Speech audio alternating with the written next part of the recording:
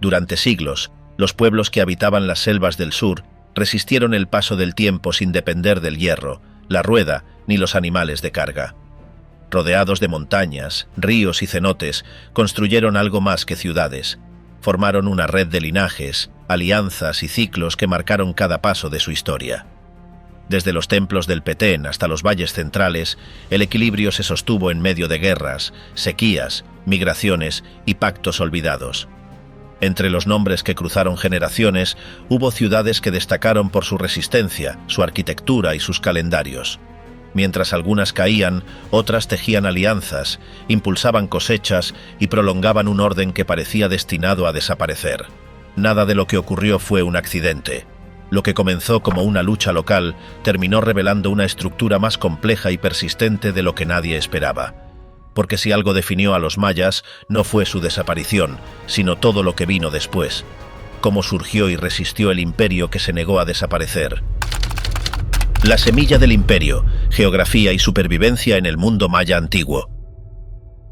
La región que vio nacer a la civilización maya ocupa un amplio espacio en el sureste de Mesoamérica. Esta zona cubre el norte de Guatemala, todo Belice, partes del sur de México, incluyendo los estados de Chiapas, Tabasco, Campeche, Yucatán y Quintana Roo, así como secciones de Honduras y El Salvador. El terreno muestra variedad tanto en altitud como en características físicas, lo que contribuyó al desarrollo desigual de los pueblos que allí se asentaron. Los mayas prosperaron en un entorno donde el clima tropical, las lluvias estacionales y la vegetación espesa eran elementos constantes del paisaje. Las condiciones ambientales impusieron límites a la expansión agrícola, lo que motivó una organización muy estructurada del trabajo y una planificación precisa de los cultivos. La diversidad del terreno forzó a las comunidades a adaptarse a espacios muy distintos, desde tierras altas con mesetas y valles fértiles, hasta llanuras costeras con suelos más pobres, pero con acceso a redes acuáticas naturales. Las rutas fluviales sirvieron como canales de comunicación y de intercambio, ayudando a integrar territorios alejados y promoviendo una cultura compartida, a pesar de las distancias. La región maya se divide, por sus rasgos naturales, en tres áreas principales. La primera comprende las tierras altas del sur, con cordilleras montañosas, valles intermedios y volcanes. Estas tierras se encuentran en Guatemala, el oeste de Honduras y la parte oriental de Chiapas. Aquí los suelos son más fértiles debido a su origen volcánico. La segunda región corresponde a las tierras bajas del sur, que incluyen la selva del Petén, Belice y sectores de Tabasco y Campeche. Esta área está cubierta por una vegetación densa, ríos abundantes y clima muy húmedo. La tercera zona abarca las tierras bajas del norte, es decir, la península de Yucatán.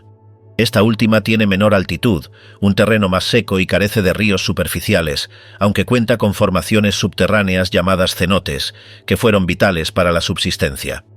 La civilización maya se originó en estas tres regiones, adaptándose a las condiciones únicas de cada una. En las tierras altas del sur, la presencia de piedras volcánicas facilitó el tallado de herramientas y la construcción de estructuras. En las tierras bajas del sur, la abundancia de agua favoreció una agricultura continua y permitió el crecimiento de asentamientos extensos. En Yucatán, la escasez de fuentes hídricas visibles llevó al uso intensivo de los cenotes y al desarrollo de sistemas de captación de lluvia. Cada zona ofrecía ventajas y dificultades distintas, lo que influyó directamente en el tipo de sociedades que se formaron. A pesar de las diferencias regionales, los pueblos mayas desarrollaron patrones culturales similares, en parte debido a sus raíces compartidas. La agricultura fue la base económica desde las etapas más tempranas. El maíz, junto con el frijol, la calabaza y el chile, formaban el núcleo de la dieta. Estos cultivos exigían una organización del trabajo que, con el tiempo, generó jerarquías sociales y formas de autoridad. Para mantener la productividad en suelos poco fértiles, se aplicaban técnicas como el sistema de roza y quema. Esto consistía en talar un área de la selva, quemar la vegetación y sembrar sobre la tierra enriquecida por las cenizas. La necesidad de organizar los ciclos agrícolas según las lluvias llevó al desarrollo de observaciones astronómicas y mediciones del tiempo. Sin embargo, estos avances no se explican aquí, pues pertenecen a otro momento. En esta etapa primitiva, lo importante era asegurar la alimentación mediante técnicas rudimentarias pero eficaces, adaptadas a un medio desafiante. El conocimiento de la tierra, del clima y de los ritmos naturales se transmitía de generación en generación, formando parte del saber colectivo. En cuanto al origen de los mayas, se sabe que no fueron una civilización aislada. Desde tiempos remotos, la región había recibido influencia de otros pueblos mesoamericanos. La interacción con grupos vecinos, como los olmecas, permitió el intercambio de productos, ideas y prácticas culturales. No obstante, los mayas desarrollaron rasgos propios y distintivos que los diferencian claramente de otras culturas. A través del tiempo, lograron una identidad particular, aunque con múltiples variantes locales. Las migraciones internas jugaron un papel importante en la expansión de los primeros mayas. Algunos grupos se desplazaron desde zonas montañosas hacia áreas más bajas, buscando tierras aptas para el cultivo. Otros se asentaron cerca de fuentes de agua permanentes, donde podían establecer comunidades más estables. Este proceso de ocupación del territorio fue gradual, pero constante. La población crecía a medida que mejoraban las condiciones agrícolas y eso permitió el surgimiento de núcleos poblados más complejos. Los primeros vestigios materiales de cultura maya aparecen en sitios del preclásico, como Cuello en Belice y Tikal en el Petén. Estas evidencias muestran aldeas con estructuras simples, herramientas de piedra y cerámica básica. Aunque aún no existían ciudades ni grandes centros ceremoniales, ya se observaban señales de especialización en las actividades y cierta diferenciación social. La producción de objetos de uso doméstico y el comercio local apuntan a un sistema económico organizado desde épocas tempranas. La evolución hacia formas más complejas de organización fue resultado de muchos siglos de adaptación y acumulación de saberes. Las condiciones del entorno exigieron respuestas creativas, que en algunos casos derivaron en innovaciones técnicas. El conocimiento agrícola, por ejemplo, se fue refinando para lograr cosechas más estables en terrenos difíciles. A su vez, las relaciones entre comunidades dieron paso a alianzas y sistemas de cooperación, que más adelante se transformarían en estructuras políticas más formales. Durante estos siglos iniciales, el desarrollo no fue uniforme. Algunas regiones avanzaron más rápido que otras, dependiendo de los recursos disponibles, de su ubicación geográfica y de la capacidad de sus habitantes para aprovecharlos y adaptarse a las condiciones cambiantes del medio. La Edad Dorada de las ciudades del sur. Cuando la cultura maya alcanzó su máxima expresión, el período clásico ya había iniciado su curso. En ese momento, la civilización experimentó un crecimiento sostenido en múltiples regiones. Las poblaciones no solo se multiplicaron, sino que también se volvieron más densas y activas al tiempo que aumentaban sus logros culturales. Las manifestaciones de este avance se hicieron visibles en todos los centros mayas importantes del sur, donde surgieron zonas de intensa actividad. En ellas se evidenciaba una clara coordinación en los patrones de vida y producción. A medida que se consolidaban estas concentraciones poblacionales, el área de influencia maya también se extendía. En el norte de Guatemala, el Petén concentró una notable actividad que impulsó la expansión del mundo maya. En sus confines se ubicaron centros mayores, todos conectados por un complejo sistema de relaciones. Desde este núcleo, el crecimiento se extendió hacia otras partes del sur y alcanzó zonas de las tierras bajas. El impulso abarcó desde los valles montañosos de Guatemala hasta ciertas porciones del actual Chiapas. La intensidad del desarrollo se tradujo en la aparición simultánea de distintos núcleos, cada uno con señales claras de prosperidad. A lo largo de los siglos, la actividad se mantuvo constante y en muchas regiones fue en aumento. Las características de este momento pueden observarse en los testimonios materiales dejados por las comunidades. La presencia de inscripciones, estelas, altares, construcciones y elementos decorativos demuestran que existía una organización social compleja. Además, los patrones comunes en distintas ciudades revelan una evolución compartida. Los centros mayas, aunque autónomos en lo político, mostraban una conexión cultural evidente. Esta coincidencia en los estilos y formas de expresión indica que existía una comunicación constante entre los diversos enclaves. El florecimiento del período clásico no fue solo visible en las expresiones materiales, también se reflejaba en la forma en que los grupos mayas organizaban sus territorios. A partir de un punto determinado, se observa que muchas ciudades comenzaron a adquirir mayor poder. Esa autoridad se tradujo en dominio sobre otras comunidades, generando así una red de control regional. El establecimiento de relaciones jerárquicas entre núcleos importantes y localidades menores permitió un mayor grado de cohesión territorial.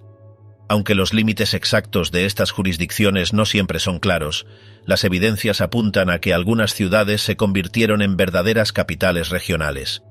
Uno de los rasgos más destacados del periodo fue la marcada expansión hacia nuevas áreas. Los testimonios encontrados en la región del Usumacinta indican que las ciudades situadas a lo largo de ese río adquirieron gran relevancia.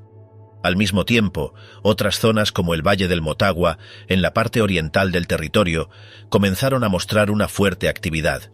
Estas regiones, antes periféricas, pasaron a integrarse plenamente en el ámbito cultural clásico. La rapidez con la que este proceso se produjo sugiere que existía una estructura de transmisión eficaz. La movilidad de grupos, ideas y recursos facilitó la incorporación de territorios nuevos a la red existente. A lo largo de este periodo, el arte alcanzó niveles nunca antes vistos. Las formas visuales adquirieron una complejidad técnica notable y los temas representados se volvieron más variados. En muchos sitios se observa que las figuras humanas comenzaron a mostrar mayor detalle. Las escenas retratadas dejaron de ser simples representaciones para convertirse en narraciones completas. Las superficies talladas exhiben una evolución clara en la manera de componer los elementos. Esa sofisticación indica que existía una tradición establecida, con escuelas locales capaces de mantener un estilo propio. Aunque cada centro tenía rasgos particulares, el conjunto compartía principios similares. Las fechas inscritas en monumentos y objetos permiten trazar una cronología precisa del auge. En casi todas las regiones, los registros se acumulan entre los siglos III y IX. Este periodo se considera el punto más alto del desarrollo clásico. En esos siglos, la producción material, la actividad política y la difusión cultural alcanzaron su punto máximo. Los grandes centros rivalizaban en importancia, y su influencia se proyectaba más allá de sus límites inmediatos. La concentración de testimonios indica que existía una competencia simbólica entre ciudades. Cada una buscaba dejar constancia de sus logros, estableciendo así una memoria permanente. Los elementos hallados en las sepulturas reales permiten comprender la magnitud del poder alcanzado. Las tumbas contenían objetos de alto valor y una disposición cuidada. Las ofrendas, tanto por su cantidad como por su elaboración, reflejan un alto grado de especialización.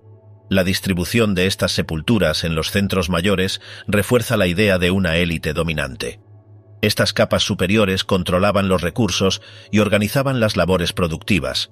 La presencia de figuras representadas con vestimenta elaborada confirma la existencia de una clase que concentraba la autoridad. A pesar del esplendor alcanzado, hacia el final del periodo se perciben señales de transformación. En algunas regiones, las inscripciones cesan abruptamente. En otras, la frecuencia de registros disminuye de forma notable.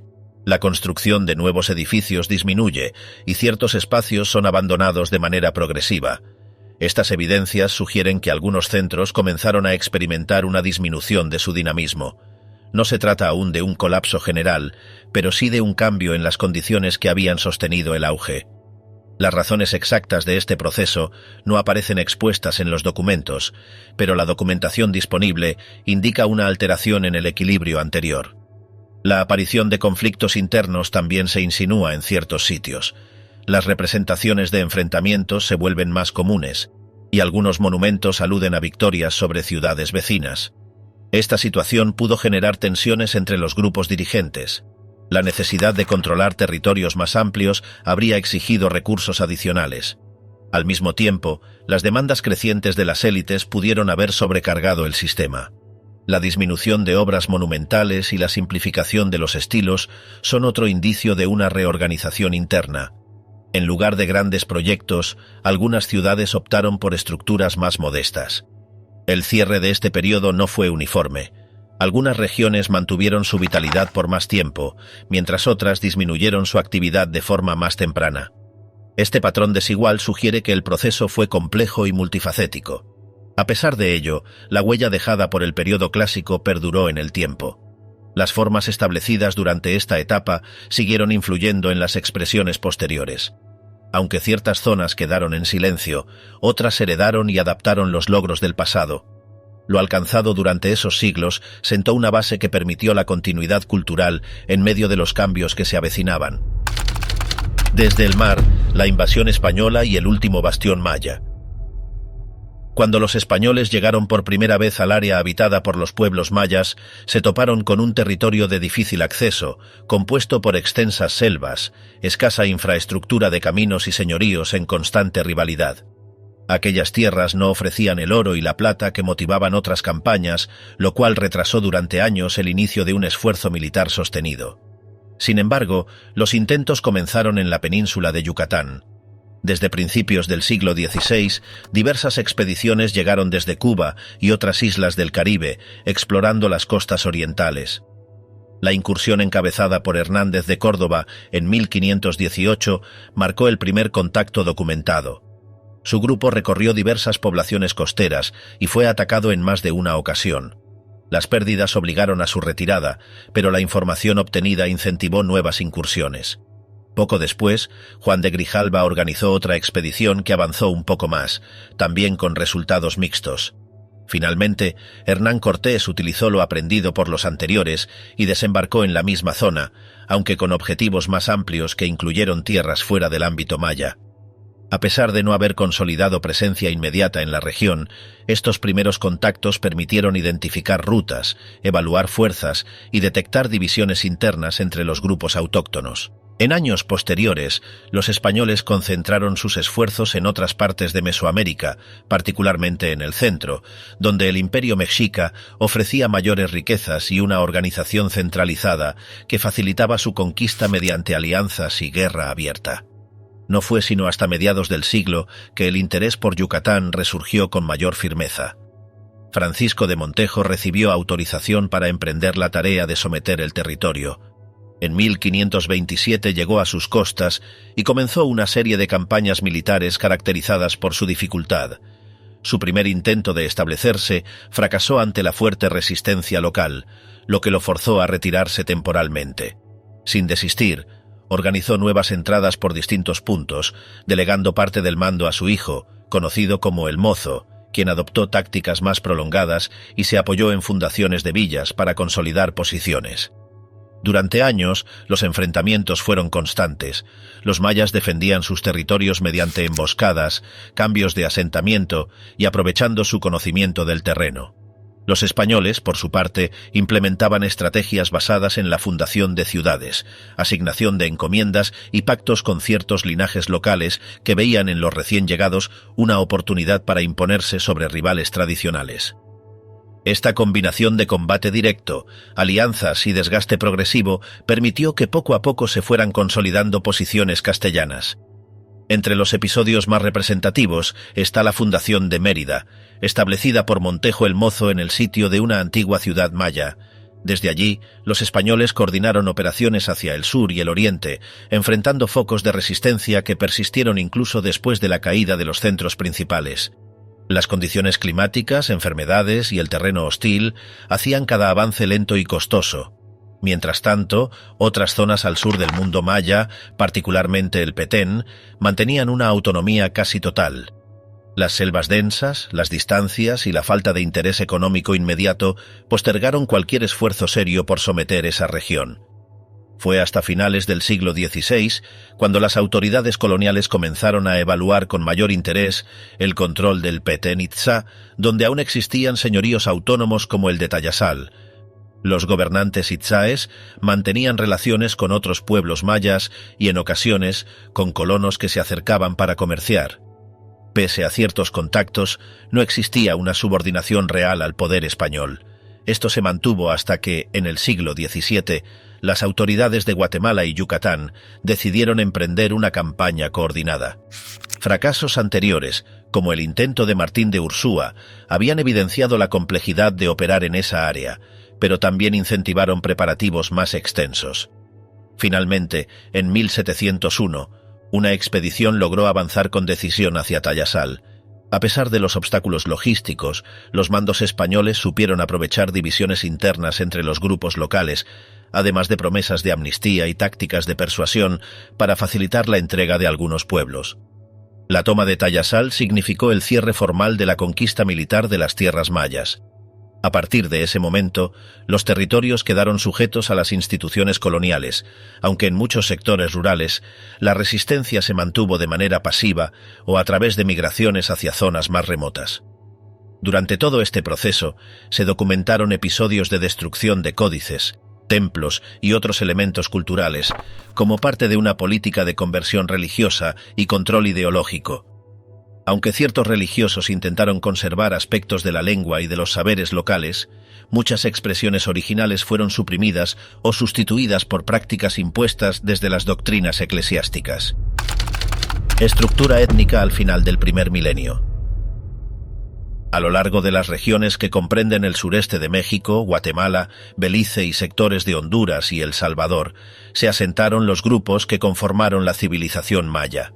Cada uno ocupaba zonas distintas, adaptándose a las condiciones locales y desarrollando particularidades propias.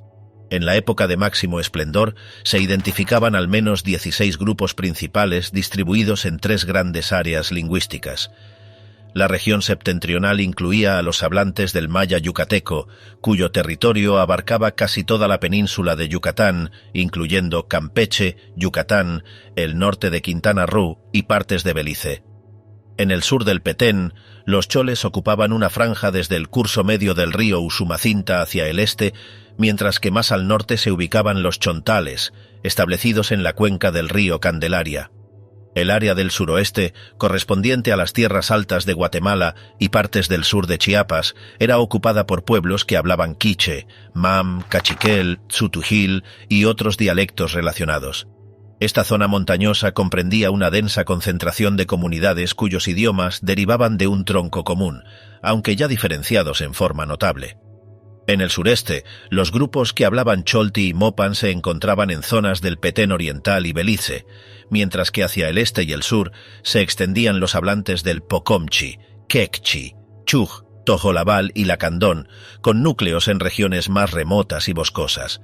Las diferencias entre estos pueblos no radicaban únicamente en la ubicación geográfica, sino también en los rasgos físicos, que variaban entre regiones. Se registraban estaturas medias diferentes entre los habitantes de las tierras altas y los de las tierras bajas. Entre los primeros predominaban facciones más angulosas, pómulos altos y una complexión más robusta, mientras que en las zonas bajas eran más comunes los cuerpos delgados, con estaturas ligeramente menores y rasgos faciales menos pronunciados. La pigmentación también mostraba ciertas variantes, aunque dentro de una gama uniforme. Estas características permitían distinguir a los distintos subgrupos mayas, incluso cuando compartían una misma lengua madre o mantenían vínculos culturales estrechos. En cuanto al idioma, los estudios lingüísticos permitieron clasificar las lenguas mayas en ramas bien definidas. Todas ellas derivaban de una lengua protomaya, cuya existencia se remontaba a varios siglos antes del período clásico. De esta raíz común surgieron diversas familias lingüísticas que evolucionaron de manera independiente conforme las poblaciones se aislaban o migraban a nuevas regiones. Una de las principales divisiones se estableció entre los dialectos del grupo occidental, que incluían al chol, chontal, chuj y tojolabal, y los del grupo oriental, donde se encontraban el quiche, pocomchi, quechí y mopán. El yucateco, aunque relacionado con las otras lenguas mayas, se consideraba una rama separada.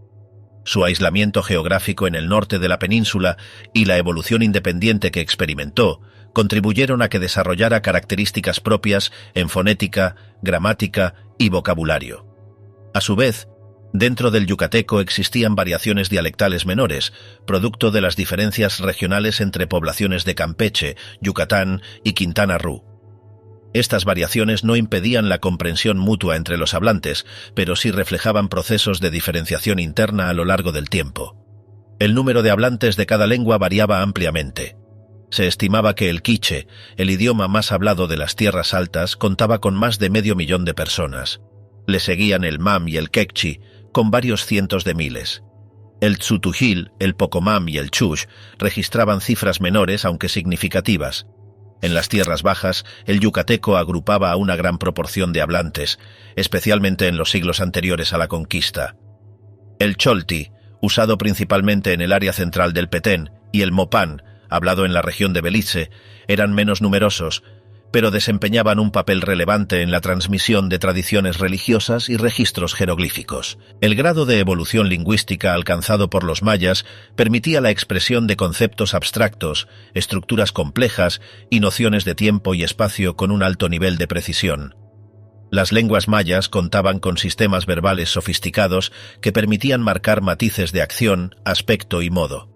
La flexión verbal era uno de los rasgos más desarrollados, y las formas nominales incluían mecanismos para indicar número, posesión y relaciones sintácticas.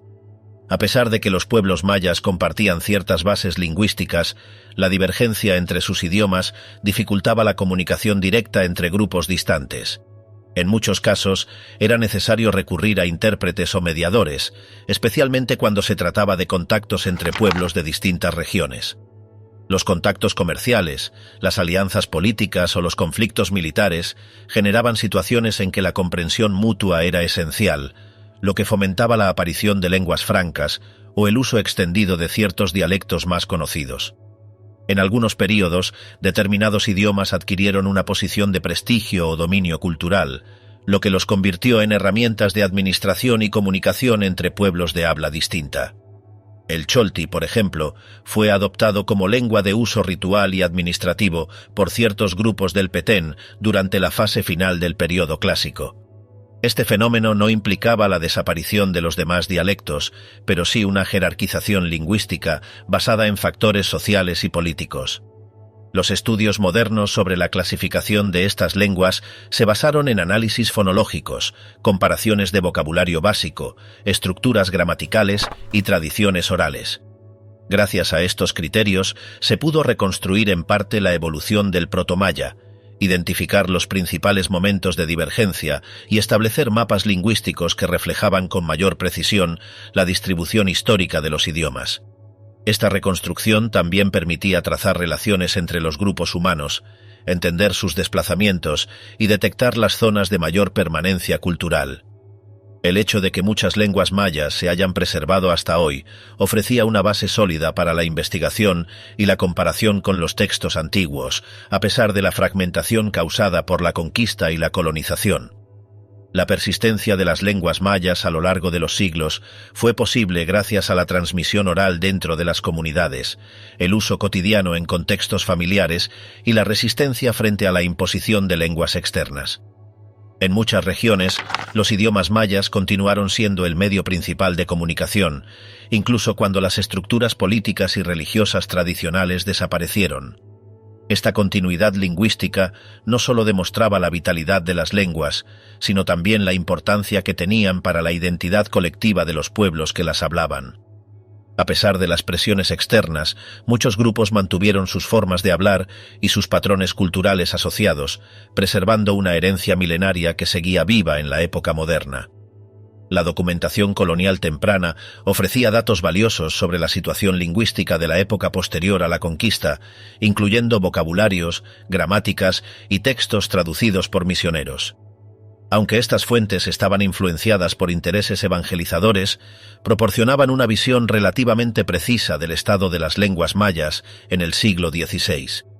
Gracias a ellas, fue posible identificar los cambios que se habían producido desde el período clásico, comparar las formas registradas con las actuales y observar la evolución de ciertos términos, expresiones o construcciones gramaticales. La lengua maya, en todas sus variantes, constituía un elemento clave para entender la historia, las relaciones entre pueblos y la continuidad de las tradiciones. A lo largo del tiempo, los cambios en el uso lingüístico reflejaban también transformaciones sociales. Algunas lenguas ganaban predominancia en contextos religiosos, otras se extendían por motivos económicos y algunas quedaban relegadas a ámbitos domésticos o rurales. Esta dinámica se veía influida por factores como el acceso a centros urbanos, el contacto con otras culturas o las políticas impuestas desde el exterior. Sin embargo, el núcleo de la tradición lingüística maya se mantenía, adaptándose a nuevas circunstancias sin perder su esencia. Esta capacidad de adaptación permitía que, incluso bajo condiciones adversas, las lenguas siguieran vivas, transmitiendo valores, saberes y memorias colectivas que se remontaban a los tiempos anteriores al contacto europeo.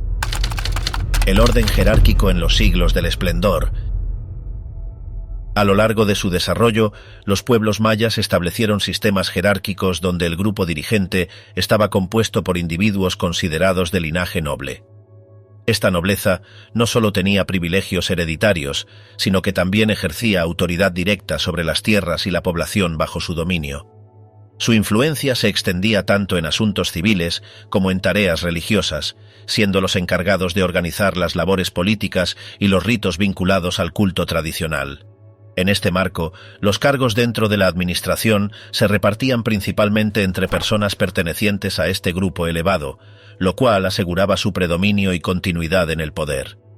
El rango más alto dentro de esta estructura lo ocupaba el gobernante supremo de cada unidad territorial, conocido por títulos que variaban de una región a otra, pero cuya función principal era dirigir los asuntos tanto del Estado como del templo. Este jefe no solo era la máxima figura política, sino también la cabeza de la jerarquía ceremonial. Su posición, adquirida por herencia, otorgaba prestigio y le permitía ejercer control sobre los recursos y decisiones relevantes de su comunidad. A su alrededor operaban distintos funcionarios que cumplían tareas especializadas. Entre estos cargos se encontraba el administrador que supervisaba los tributos y la redistribución de los bienes recibidos por el poder central. Este funcionario debía llevar cuentas exactas del flujo de productos y encargarse de que los aportes llegaran desde las distintas comunidades sometidas. En algunas ocasiones, este rol era desempeñado por personas instruidas en el manejo de los códices y los cálculos, lo cual indicaba la existencia de cierta formación técnica vinculada al aparato estatal. Otro puesto importante era el de quien dirigía a los guerreros, cuya responsabilidad era coordinar la defensa del territorio y la participación en campañas de expansión o castigo. Además de los aspectos militares y económicos, había figuras encargadas de registrar acontecimientos relevantes, como nacimientos, fallecimientos y cambios en el liderazgo. Estos escribas o cronistas manejaban documentos visuales y símbolos numéricos que permitían conservar la memoria institucional.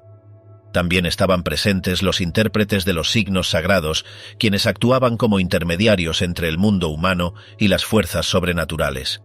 Sus pronósticos y consejos influían en las decisiones del dirigente supremo, especialmente en lo relacionado con los ciclos del tiempo y la elección de fechas para celebrar rituales o emprender acciones públicas.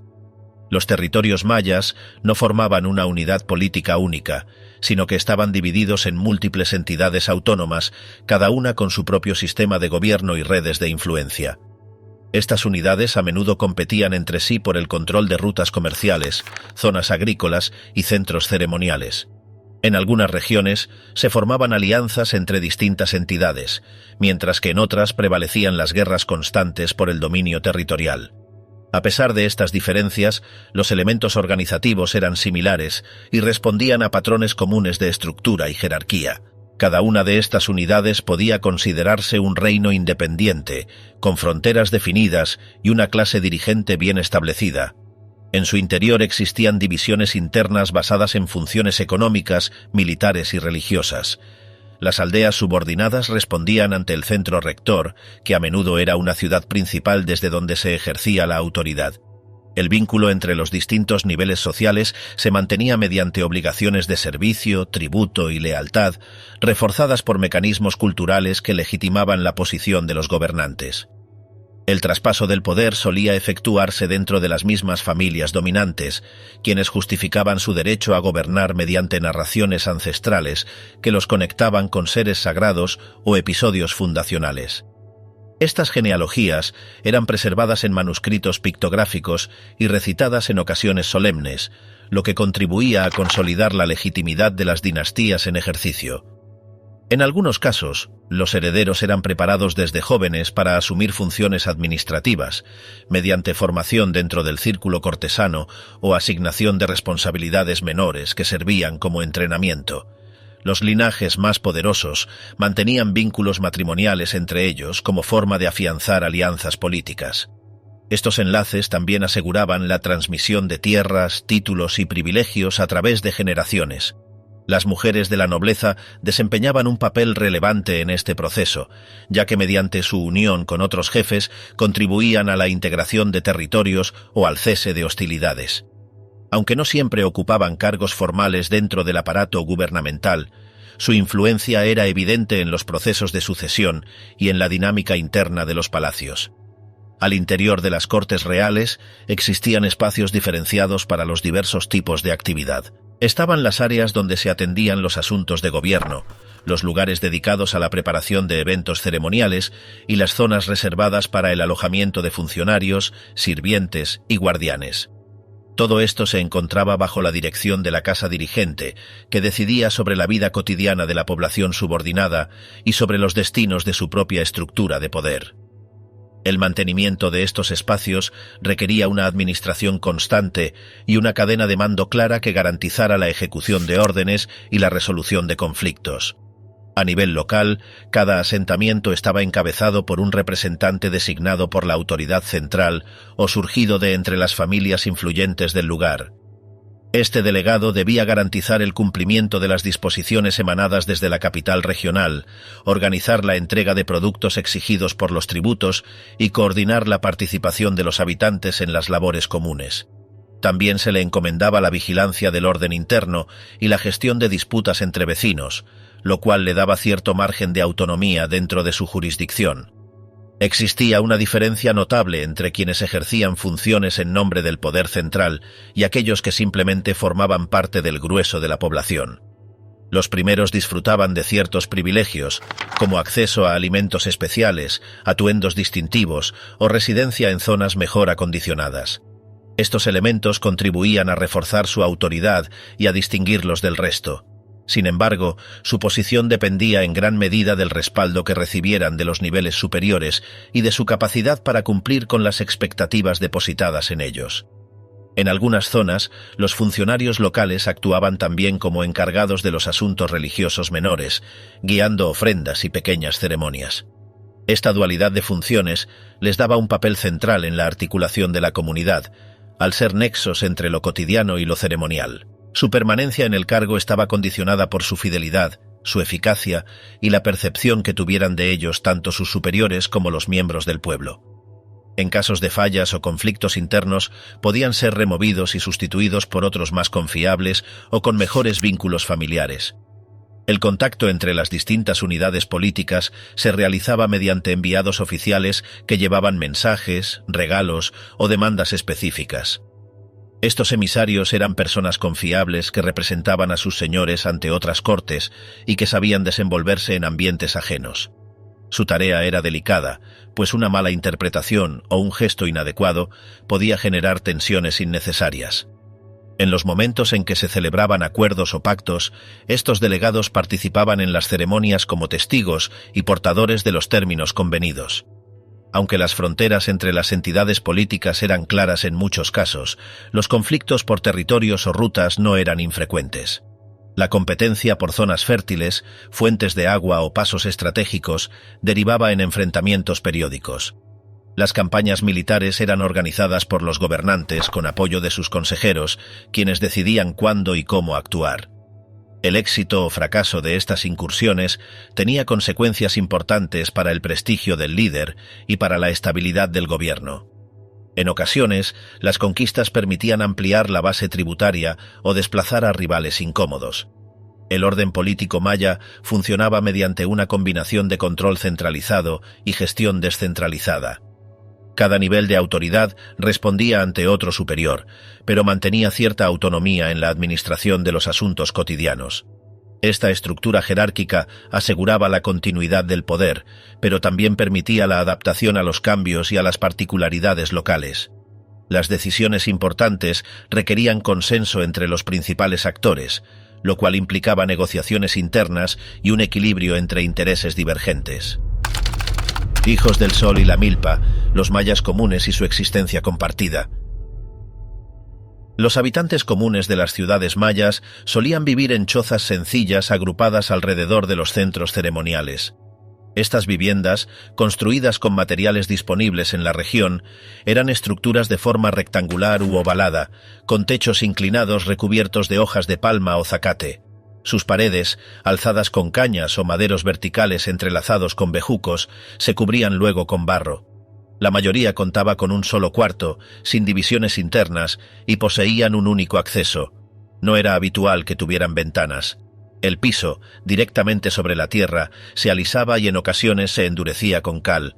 En el interior, lo más destacado era una plataforma de piedra o arcilla donde se colocaban vasijas y otros objetos de uso diario. A lo largo de las paredes podían observarse esteras enrolladas y utensilios colgados. El mobiliario se limitaba a unos bancos bajos y a hamacas de algodón que se colgaban para dormir. En algunos hogares también había un fogón formado por 3 piedras grandes, donde se cocinaban los alimentos.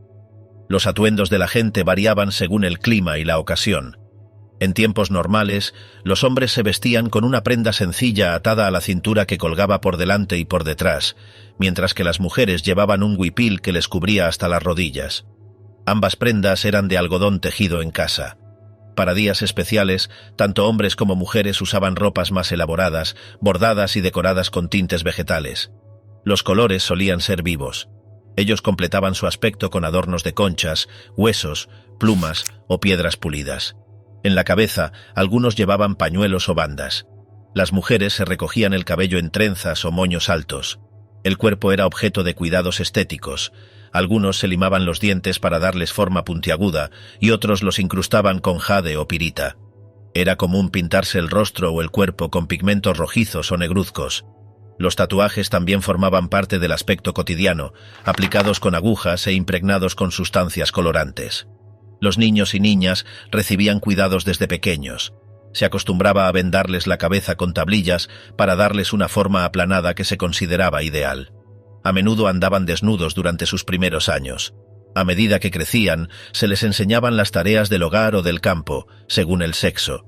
Las niñas ayudaban a sus madres con la comida o el tejido, mientras que los varones acompañaban a los mayores al milpa. La alimentación del pueblo era sencilla y basada en el maíz.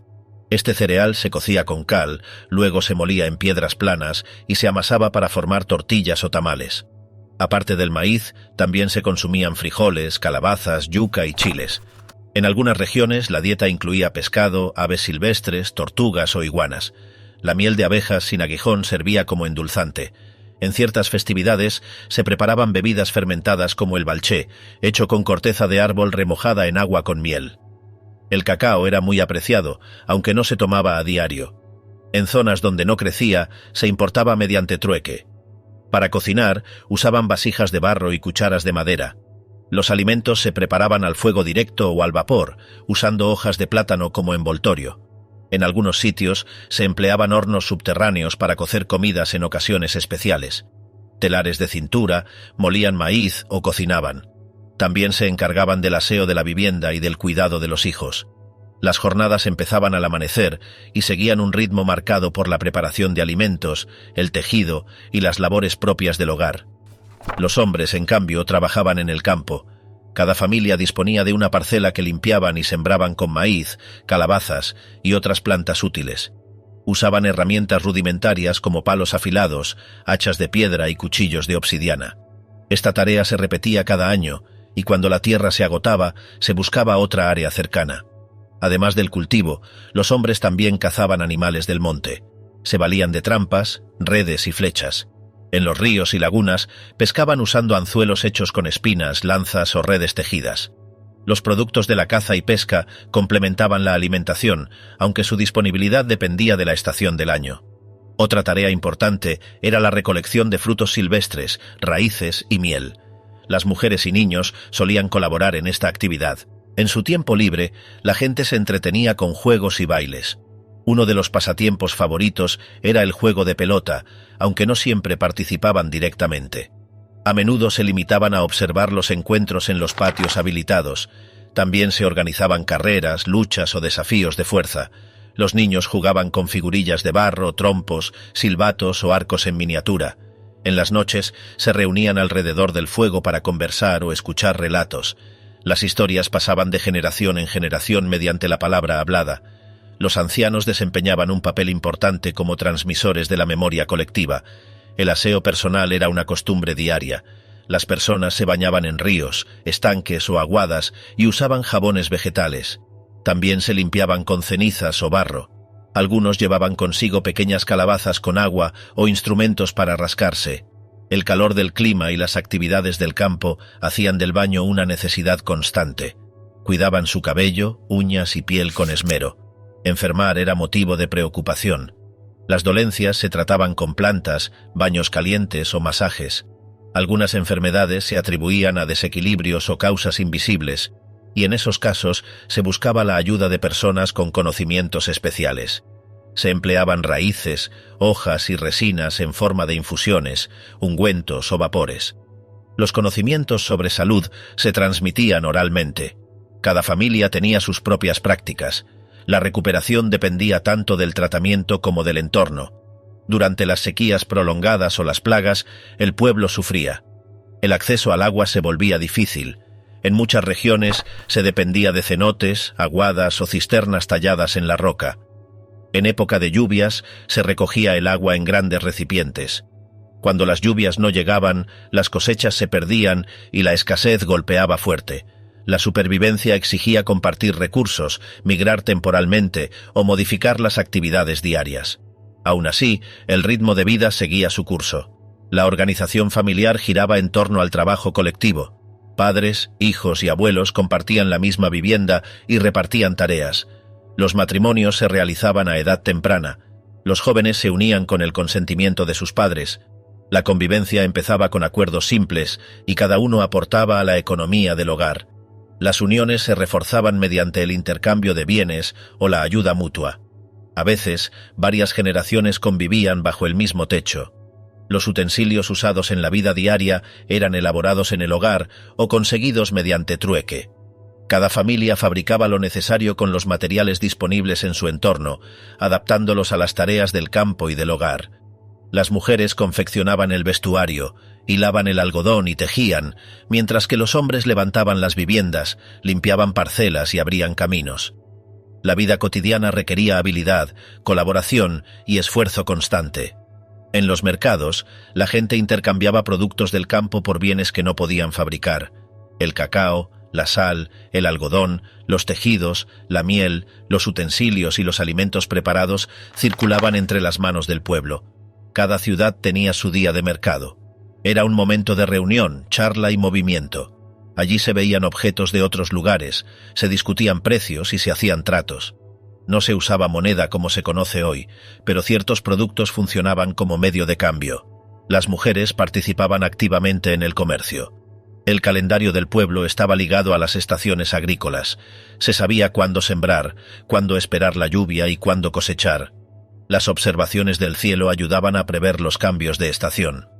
Aunque las actividades del pueblo común no eran registradas en monumentos, su rutina sostenía el funcionamiento general de las ciudades. Cada acción tenía un sentido dentro del conjunto. La existencia diaria era práctica, constante y marcada por el trabajo colectivo. La vida del pueblo no quedaba registrada en códices ni esculturas, pero era la base silenciosa sobre la que se sostenía toda la civilización. Lo sagrado y lo sangriento, dioses, ritos y cosmovisión. Durante siglos, la religión de los mayas fue cambiando lentamente, desde un culto simple relacionado con la naturaleza hasta un sistema complejo dirigido por sacerdotes. En un inicio, cuando aún eran nómadas, sus creencias giraban en torno a fuerzas naturales que no requerían rituales complejos ni templos. Cada jefe familiar actuaba como guía espiritual dentro de su choza, algo que todavía se podía ver entre los mayas lacandones de Chiapas. Pero cuando adoptaron la agricultura y comenzaron a vivir en asentamientos permanentes, aparecieron nuevas formas de organización religiosa. Se crearon sacerdotes, se construyeron centros ceremoniales más elaborados y se desarrolló un sistema ritual más sofisticado. Entre los siglos anteriores y posteriores al inicio de la era cristiana, surgieron nuevos dioses, templos de piedra y una teología más elaborada. Los sacerdotes comenzaron a organizar el culto basándose en la observación del tiempo y los astros, lo que dio forma a un sistema ritual más preciso. A comienzos del siglo III a.C., estos cambios se hicieron evidentes en Uaxactún, con esculturas talladas, cerámica tzakol y el uso de techos abovedados. Esta transformación coincidió con un desarrollo cultural notable en el norte y centro del Petén, aunque no está claro si fue por influencias externas o evolución interna.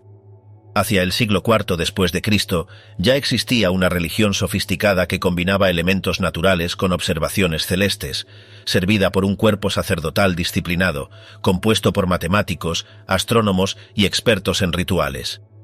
Durante la época clásica, las esculturas sugieren una religión solemne, con escasas representaciones de sacrificios humanos. Este período fue considerado el más elevado espiritualmente. Pero más adelante, en la época Puc y mexicana, se introdujeron cambios drásticos. Muchos cronistas del siglo XVI indicaron que los mexicanos trajeron consigo la idolatría y los sacrificios masivos. Relatos afirman que antes de la llegada de Kukulcán, también llamado Quetzalcóatl, en Yucatán no existía esa práctica. Se decía que enseñó a usar ídolos de piedra, barro o madera y a ofrecer sangre, corazones y otras ofrendas. Herrera, cronista oficial, confirmó que el sacrificio humano llegó desde México. Las pruebas arqueológicas de Chichén Itzá refuerzan esta versión.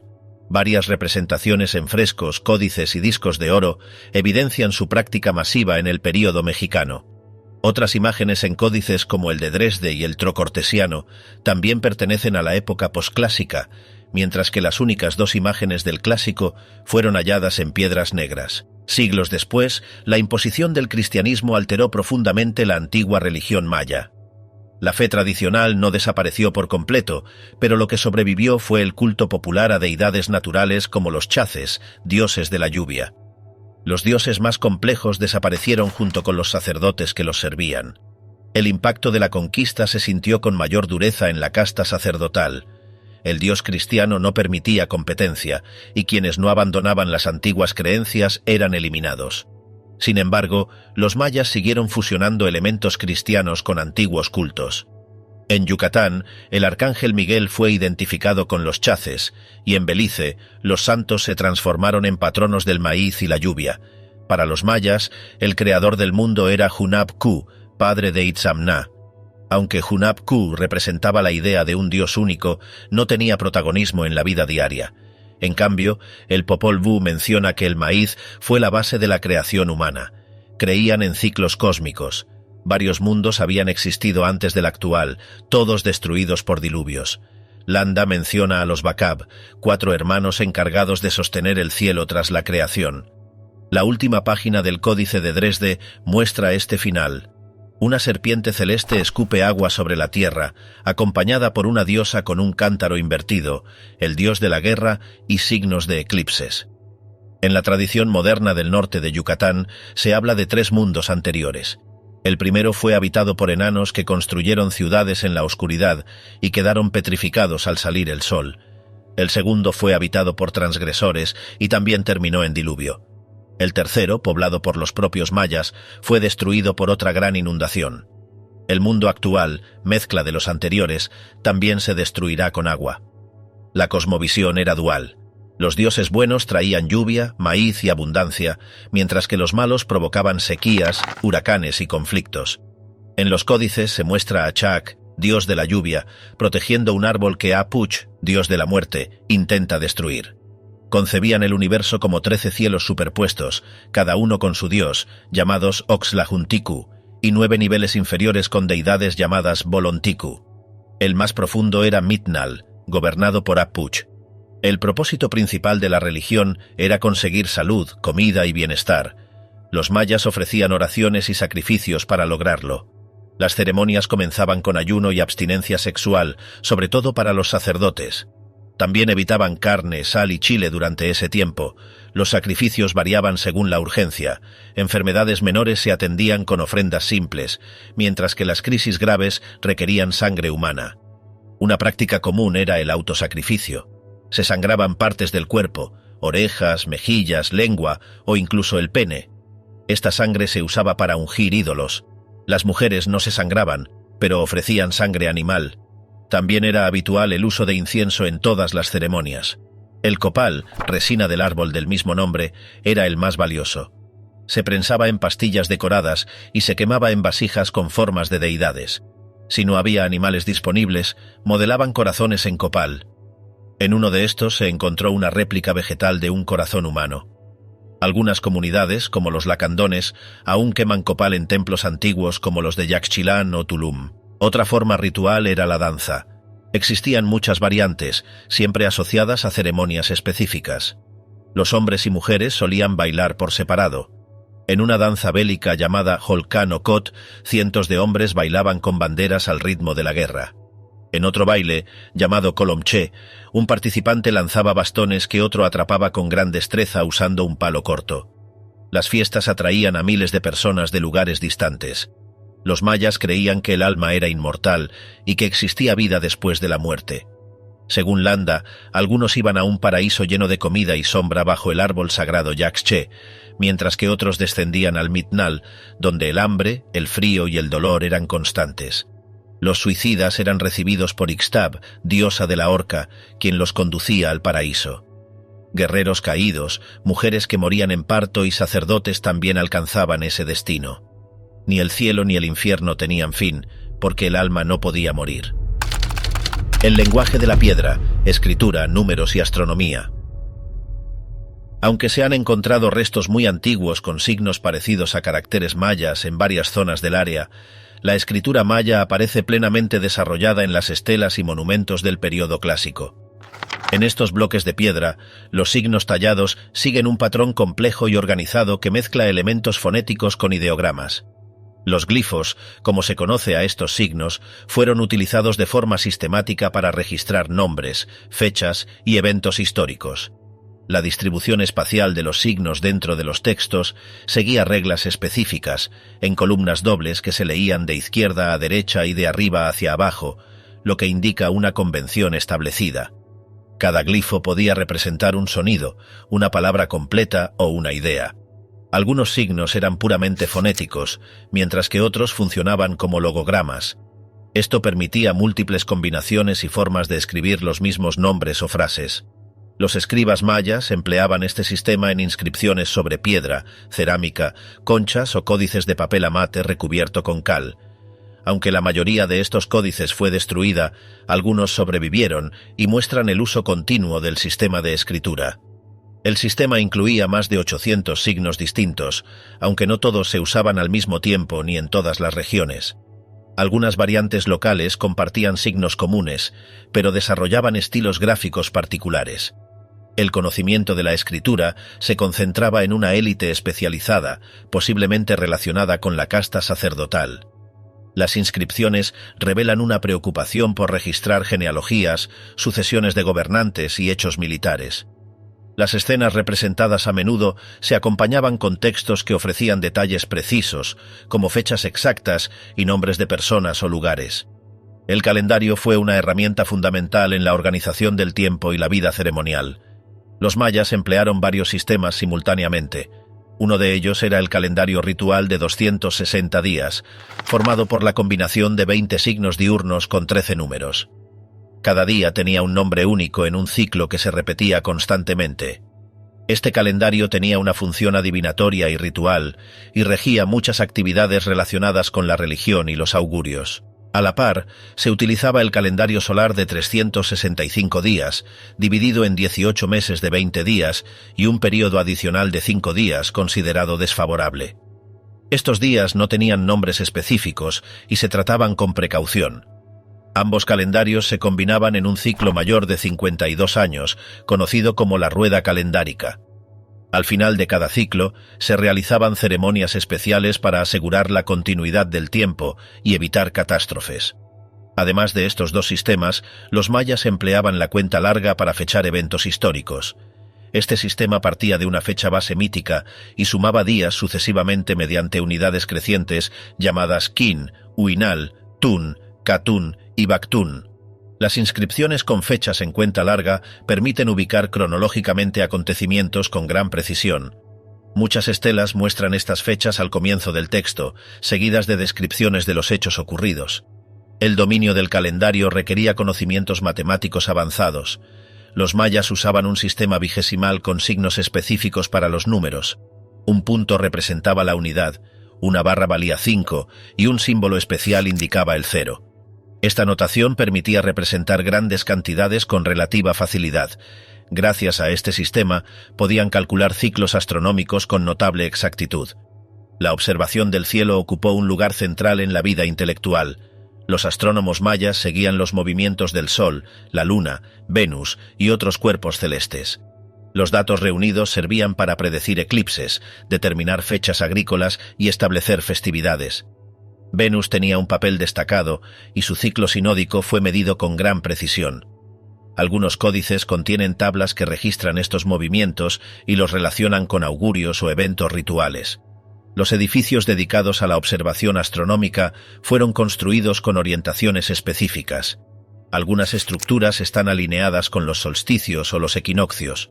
Las aperturas y corredores de ciertos templos permitían observar salidas y puestas del sol en fechas señaladas. Estas alineaciones no eran casuales, sino parte de un conocimiento sistemático. Las ciudades se planificaban considerando estos factores, lo que evidencia una integración entre astronomía, arquitectura y ritual. El conocimiento astronómico no estaba separado del sistema religioso. Los fenómenos celestes eran interpretados como señales divinas. La aparición o desaparición de ciertos astros marcaba momentos propicios o peligrosos. Las tablas astronómicas en los códices muestran cálculos detallados y esquemas repetitivos que permitían prever con anticipación distintos eventos. El trabajo de los astrónomos requería observación constante y manejo preciso del calendario. Las cifras usadas para registrar fechas astronómicas podían alcanzar varios miles. A pesar de la complejidad, los escribas lograban plasmar la información con claridad. Los códices revelan el uso de esquemas gráficos para mostrar intervalos entre fenómenos. También se utilizaban series numéricas para proyectar futuras posiciones de Venus o la Luna. La combinación de texto, número y dibujo hacía que la información fuera accesible para los iniciados. Entre los códices conservados, algunos destacan por su contenido astronómico. Estas obras muestran predicciones de eclipses, fases lunares y movimientos planetarios. Cada sección se acompaña de ilustraciones y notas breves. En varios casos, los días del calendario ritual se asocian con significados específicos, lo que permitía asignar valor simbólico a los eventos celestes. Las predicciones no eran solo técnicas, sino también parte de una tradición interpretativa. El empleo del cero en el sistema numérico fue un logro significativo. Este signo facilitó los cálculos y la representación de fechas remotas. El uso del cero en contextos calendáricos muestra una comprensión avanzada del tiempo cíclico. La presencia de este concepto en inscripciones antiguas demuestra que su invención no fue tardía ni aislada. El cero tenía una forma distintiva y aparecía en posiciones clave de las fechas. El calendario no solo organizaba la vida diaria, sino que servía como marco para la historia y la religión. Cada evento se fechaba con precisión y se insertaba en un ciclo más amplio. Esta perspectiva cíclica del tiempo influía en la interpretación del pasado y la planificación del futuro.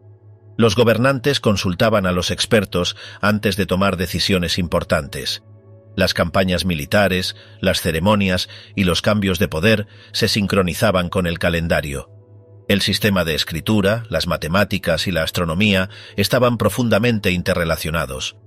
Los tres ámbitos se complementaban y servían como instrumentos de poder y legitimación. La habilidad para leer los signos, calcular los ciclos y prever los astros estaba reservada a especialistas formados durante años. Los registros muestran que estos conocimientos eran transmitidos de forma rigurosa y mantenidos en secreto dentro de ciertos grupos. Aunque muchos códices y monumentos fueron destruidos, lo que ha sobrevivido permite reconstruir con detalle buena parte del conocimiento maya. Las estelas, inscripciones y textos conservados muestran una tradición intelectual rica y estructurada. El legado escrito dejó huellas visibles en los vestigios arqueológicos. A través de ellos es posible conocer cómo contaban el tiempo, registraban sus historias y observaban el firmamento. Desde la pirámide hasta el Sacbé, el legado arquitectónico maya comenzó a tomar forma en las tierras altas de Guatemala, donde surgieron las primeras construcciones ceremoniales. Durante el período preclásico se levantaron plataformas hechas de tierra, con estructuras sencillas en su parte superior. Más adelante, ya en el clásico, esas plataformas evolucionaron hasta convertirse en pirámides recubiertas de piedra, con escaleras que conducían a la cima. Estas escalinatas estaban colocadas al frente, y la estructura superior solía ser una especie de santuario, elevado por encima del resto del conjunto. A medida que avanzaba el tiempo, los constructores comenzaron a ubicar esas plataformas en plazas abiertas, donde varios edificios se organizaban alrededor. Así, la disposición arquitectónica de los centros ceremoniales se fue haciendo más compleja. Las construcciones no estaban aisladas, sino que conformaban un conjunto articulado de elementos. En lugares como Uaxactún, por ejemplo, se puede observar una alineación de 3 pequeños templos dispuestos en línea, con una plataforma larga enfrente. Este patrón parece haber sido usado para observaciones calendáricas, aunque aquí solo interesa su forma y distribución espacial. La arquitectura de las ciudades mayas presenta una enorme variedad, dependiendo de la región y del momento histórico. En las tierras bajas del norte, en lugares como Chichén Itzá y Uxmal, las construcciones muestran muros lisos en la parte inferior y zonas decoradas en lo alto. En contraste, en Tikal o Copán, predominan estructuras de gran altura, con escalones empinados y cresterías elevadas encima de los templos. Estas cresterías eran estructuras decorativas que sobresalían por encima del techo y contribuían a la impresión de verticalidad. Los materiales empleados variaban según la zona. En el norte de Yucatán, donde escaseaban las montañas, la piedra caliza era la más usada. Esta roca, fácil de trabajar y abundante en esa región, permitía levantar muros sólidos con acabados lisos. En el sur, donde había más diversidad geológica, también se empleaban otras piedras locales. Además, en muchos casos, los edificios eran recubiertos con una mezcla hecha a base de cal y arena, que les daba un acabado blanco. El sistema constructivo más utilizado por los mayas fue el de bóveda de saledizo. En lugar de construir techos con arcos verdaderos, colocaban bloques que iban sobresaliendo poco a poco hacia el centro, hasta cerrar el espacio en la parte superior. Esa técnica no permitía cubrir grandes áreas, pero fue suficiente para sus necesidades. Los templos y las cámaras internas de los palacios solían estar techadas de esa forma.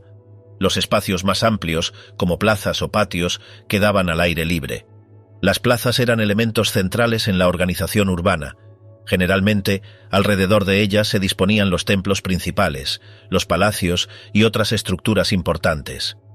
Algunas ciudades llegaron a tener varias plazas, conectadas entre sí por caminos elevados conocidos como Sac-Beob. Estos caminos, construidos con piedras y cubiertos de estuco, servían para unir diferentes zonas de la ciudad o incluso centros urbanos distantes. Uno de los más largos se ha encontrado entre Cobá y Yaxuná, con varios kilómetros de longitud. En los grandes centros ceremoniales, los edificios se agrupaban siguiendo un patrón preciso. Las estructuras importantes se levantaban sobre plataformas artificiales, creando niveles distintos dentro del conjunto. Los templos solían ocupar el punto más alto, mientras que los palacios, de forma más alargada y con varias entradas, se distribuían en torno a las plazas. Estas construcciones no eran fortificaciones, ni estaban pensadas como viviendas defensivas. Eran espacios de poder, residencia y actividad política. Algunas ciudades como Tikal muestran una evolución arquitectónica compleja con superposición de estructuras anteriores. Es decir, cuando un edificio quedaba viejo o se quería ampliar, en vez de demolerlo, se cubría con una nueva capa de construcción. Así, una misma pirámide podía contener varias fases anteriores dentro de su volumen. Esta técnica permitía conservar el lugar sagrado original, mientras se renovaba su aspecto externo. En Copán, por ejemplo, se ha documentado un templo que fue reconstruido al menos 10 veces, conservando la misma ubicación. Este tipo de acumulación arquitectónica revela una fuerte conexión entre los edificios y la legitimidad de quienes los mandaban a construir. El acto de erigir un nuevo templo sobre uno anterior implicaba reafirmar la continuidad dinástica y la permanencia del poder local. Las escalinatas, muchas veces decoradas con inscripciones o esculturas, cumplían una función tanto práctica como simbólica. Conectaban distintos niveles dentro del conjunto arquitectónico y reforzaban la jerarquía espacial característica de las ciudades mayas. En Chichén Itzá aparecen formas constructivas poco comunes en otros sitios mayas, como columnas redondas, galerías con techo plano y amplias explanadas abiertas. Esto sugiere influencias exteriores, aunque aquí solo interesa el resultado arquitectónico. Uno de los edificios más conocidos de este lugar es la pirámide de Kukulcán, de base cuadrada, con escalinatas en cada lado y un templo en la cima. En fechas concretas del año, la luz del sol proyecta sombras que parecen formar una serpiente descendiendo por la escalinata. Otro rasgo frecuente en varios sitios es la presencia de juegos de pelota, espacios delimitados por muros altos que destacan dentro del plano urbano por sus proporciones y ubicación. En lugares como Yaxchilán, por ejemplo, la arquitectura aprovecha la orografía, con edificios que se adaptan a la pendiente del terreno.